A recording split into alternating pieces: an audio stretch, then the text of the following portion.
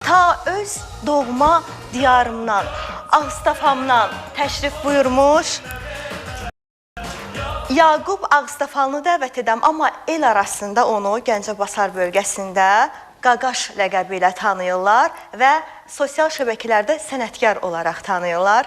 Yaqub Ağstafalını dəvət edirəm. Yaqub, xoş gəlmişsən. İfası ilə bərabər Yaqub bəyin gözəl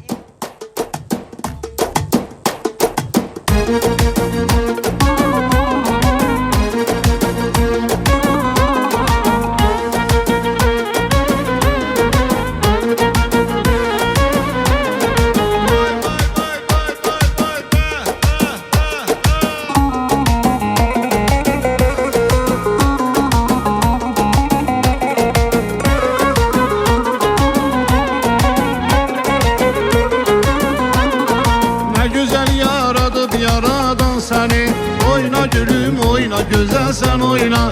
Bakışların yandırır, yakır beni. Oyna gülüm oyna, güzel sen oyna. Ne güzel yaradıp yaradan seni. Oyna gülüm oyna, güzel sen oyna. Bakışların yandırır, yakır beni. Oyna gülüm oyna, güzel sen oyna. Kaş olaydın sen anamın gelini. Kaş olaydın sen anamın gelini. Oyna gülüm oyna, güzel sen oyna. Oyna yarım oyna, güzel sen oyna. Oyna gülüm oyna, güzel sen oyna. Oyna yarım oyna, gülüm sen oyna.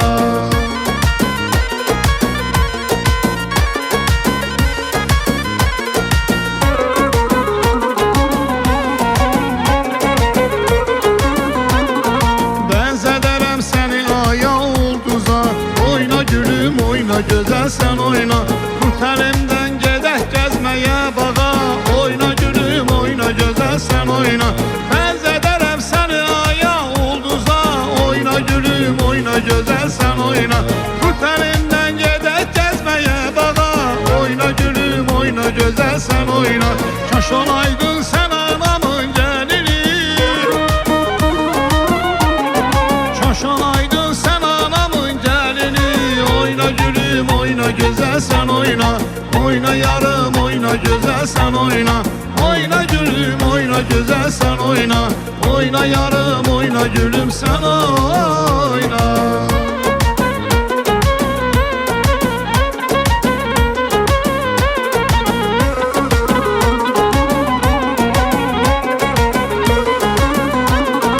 Ne güzel yaradıp yaradan seni.